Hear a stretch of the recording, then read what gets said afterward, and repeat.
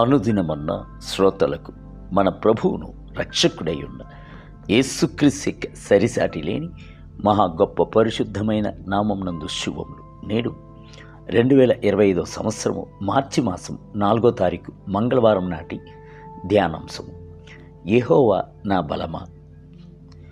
18వ కీర్తన మోటి వచ్చున్నందు యెహోవా నా బలమా, నేను నిన్ను ప్రేమించుచున్నాను. యెహోవా నా బలమా అని హృదయము స్రవించి ప్రభువును తేరి చూచుచున్నాడు దావీదురాజు. ఆయనకు మాత్రము కాదు, మనందరికీ కూడాను దైవ బలము అవశ్యము. సమస్యలను పోరాటములను జయించుటకు పరలోకపు బలము అవశ్యము. సొమ్మసిల్లిపోక నిలిచి ఉండుటకు అంతరంగ పురుషుని యందు బలము అవశ్యము. నేడు మీకు వ్యాధి చేతను, వృద్ధాప్యము చేతను, పలు రకాల సమస్యల చేతను శరీర బలము క్షీణించిపోయి ఉండవచ్చు. అయితే బలమై ఉన్న ప్రభువునందు బలము పొందుకున్నట్లయితే మీరు సొమ్మసిల్లిపోరు. ఒక సహోదరుడు దుఃఖముతో, అయ్యా, నా యొక్క జీవితము తడబడుచున్నది, నా కాళ్ళు తల్లాడుచున్నది, శరీరం నందు భరించలేని వ్యాధి, మరోవైపున నా భార్య మరొకనితో పారిపోయాను, నా యొక్క బిడ్డలు కళాశాల యందు చదువుచున్నారు, వారిని చదివించుటకు కానీ ధరింపజేయుటకు కానీ నాకు ఎట్టి ధన వసతియు లేదు, ఇది చాలదు అన్నట్టు నా యొక్క ఉద్యోగ స్థలమునందు నాపై అధికారి నా పట్ల మిగుల కఠినముగా ప్రవర్తించుచున్నాడు.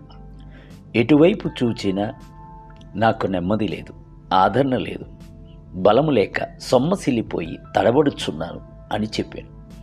ఇలాగున్న సాతాను అనేకుల యొక్క జీవితమునందు శోధనపై శోధనను తీసుకుని వచ్చి ఏకముగా జీవితమే విరక్తి చెందినట్లు చేయుచున్నాడు.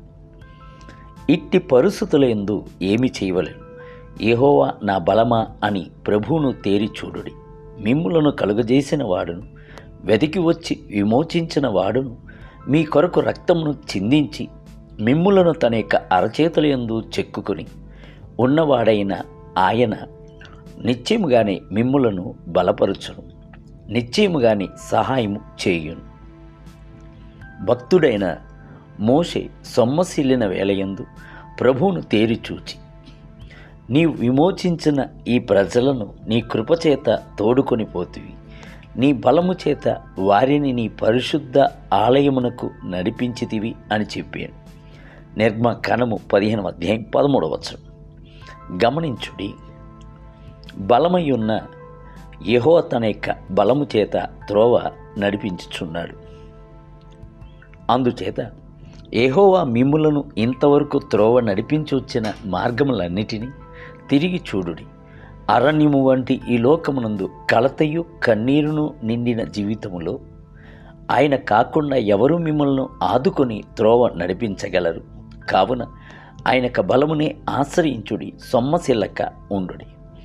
బైబిల్ గ్రంథము సెలవిచ్చుచున్నది, కడవరి కాలమునందు బయలుపరచబోటుకు సిద్ధముగానున్న రక్షణ మీకు కలుగునట్లు విశ్వాసం ద్వారా దేవుని బలము చేత కాపాడబడు మీ కొరకు ఆ స్వాస్యము పరలోకమునందు భద్రపరచబడి ఉన్నది. పేతురు రాసిన మొదటి పత్రిక 1వ అధ్యాయం 5వ వచనం. దేవుని బిడ్డలారా, దైవ బలము మిమ్ములను కాపాడును, చివరి వరకు నిలిచి ఉండును.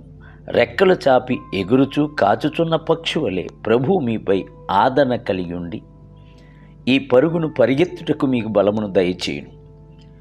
నేటి ధ్యానమునకై కాగా మీరు పరిశుద్ధాత్మ శక్తిని పొంది విస్తారమైన నిరీక్షణ గలవారగుటకు నిరీక్షణకర్తయగు దేవుడు విశ్వాసము ద్వారా సమస్త ఆనందముతోనూ సమాధానముతోనూ మిమ్మును నింపునుగాక. రోమీయులకు రాసిన పత్రిక 15వ అధ్యాయం 13వ వచనం. నేటి వేద పఠనము ఉదయము సంఖ్యాకాండము 31, 32 మరియు 33 అధ్యాయములు. సాయంత్రం మార్కు సువార్త 9వ అధ్యాయం 1 మొదలుకొని 29 వచనములు. ప్రభువు మిమ్ములను దీవించునుగాక. ఆమేన్.